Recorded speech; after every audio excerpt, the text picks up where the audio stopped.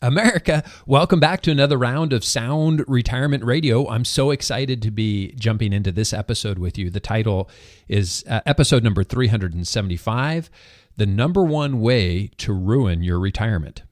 But before we get into this episode, let's start the morning right with a verse. Here is Joshua 1:9. This is one of my favorites. Have I not commanded you? Be strong and courageous. Do not be afraid. Do not be discouraged.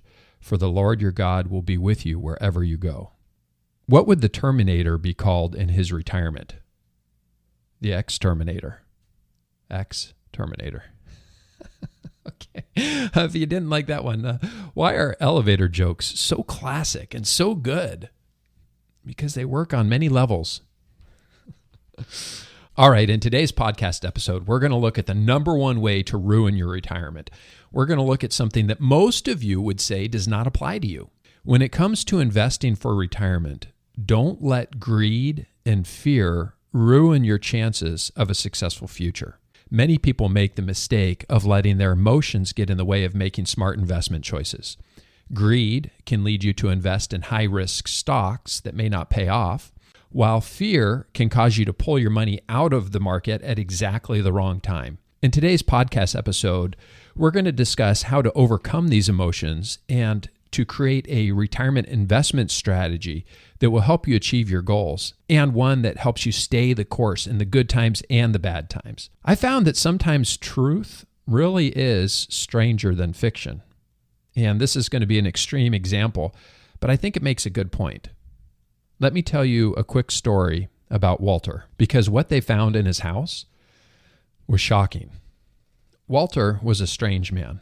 He was very reclusive and spent most of his time indoors. Even though he had lived in the same house for 30 years, most of his neighbors had never met him. He would go shopping at night when there were fewer people around. He rarely went outside. He had been planning for something bad to happen for years. He knew that the end was coming, and he was prepared. His mail was delivered through a slot that he had cut into the side of the garage because he didn't want to take the risk that the mailman would come to the front door. He had taken cardboard and aluminum foil, taped to the inside of his windows to make sure that no one could look inside. He had more than 50 cans of tuna and a cupboard full of blueberry pancake mix.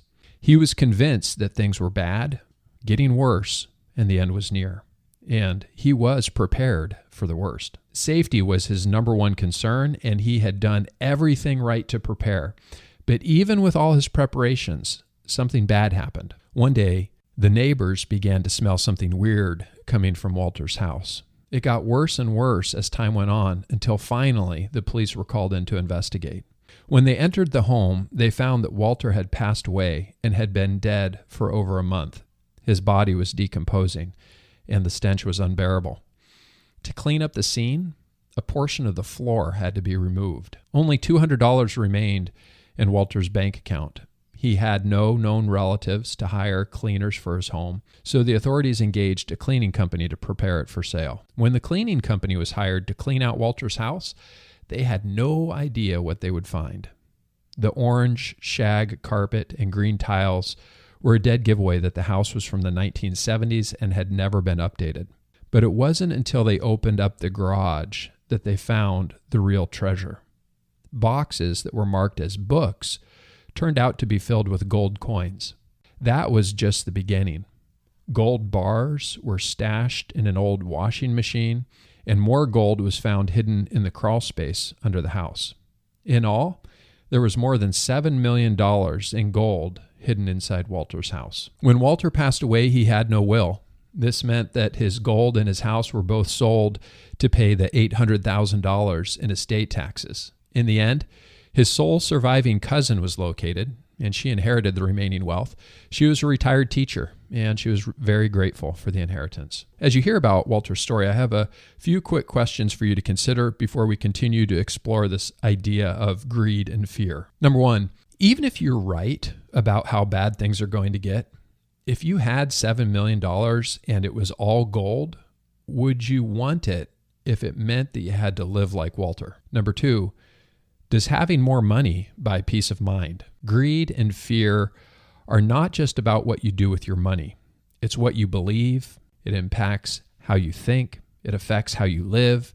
It affects relationships. It affects neighbors. It affects our community, which affects our lives. So I found a couple of good quotes about greed and fear. Here's one from Aristotle.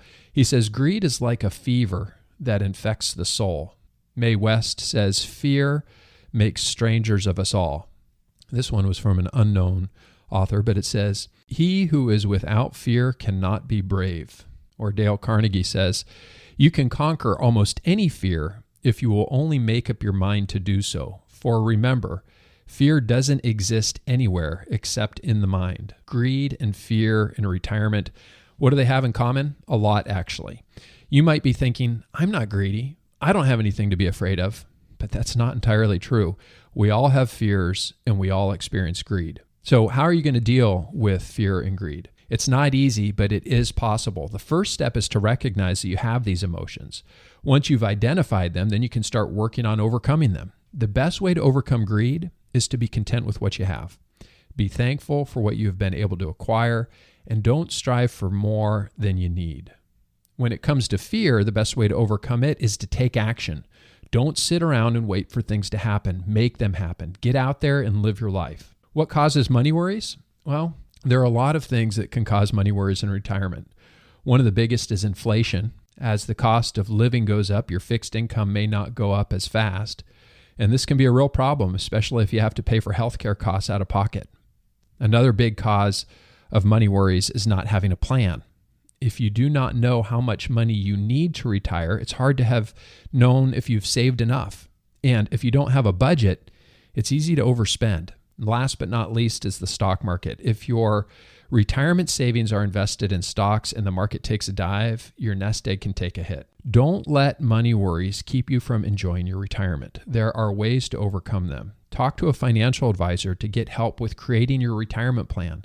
Be mindful of your spending and make sure you have a budget, and diversify your investments so that you're not putting all of your eggs in one basket. Investor behavior is defined as the way investors make decisions about what to buy or sell and when to do it. It includes both emotional and cognitive factors. Cognitive biases are judgments that lead to inaccurate decisions. They can be caused by several things, including overconfidence, confirmation bias, and the sunk cost fallacy. Emotional factors that can affect investor behavior include greed, fear, and hope. These emotions can lead to impulsive decisions and can cause investors to buy or sell at the wrong time. Investor behavior has a big impacts on the markets. When investors are confident, they're more likely to buy stocks, which drives up prices. But when fear takes over, they may sell their investments, causing prices to drop. That's why it's so important to be aware of your own investor behavior. If you can identify your biases and your emotions, you can make better decisions about your investments. And this leads us to the importance of your personal risk tolerance. When it comes to investing, there's no such thing as a one-size-fits-all approach. What works for someone else might not work for you, and that's why it's important to understand your risk tolerance. Your risk tolerance is the amount of risk you're willing to take on when investing. It's different for everyone. Some people are more risk averse and don't want to lose any of their money. Others are willing to take on more risk in exchange for the potential of higher returns. Knowing your risk tolerance is important because it can help you avoid making investment mistakes. If you're not comfortable with taking risks, you shouldn't invest in volatile stocks. But if you're okay with taking on more risk, you could invest in stocks and potentially earn higher returns. While it's possible to be overcautious, remember that you don't want fear and greed to ruin your retirement investment strategy. Having a good financial plan and sticking with it in both the good and the bad times can be challenging. The key is to have a plan. Know your risk tolerance, create a cash flow plan, have a good retirement budget. Remember that history teaches us about how things have worked out in the past. If you find it difficult to keep your emotions at bay, hire a financial advisor as someone who can help you stay the course. They will help you stay on track so that when retirement comes around, you can enjoy it without any regret.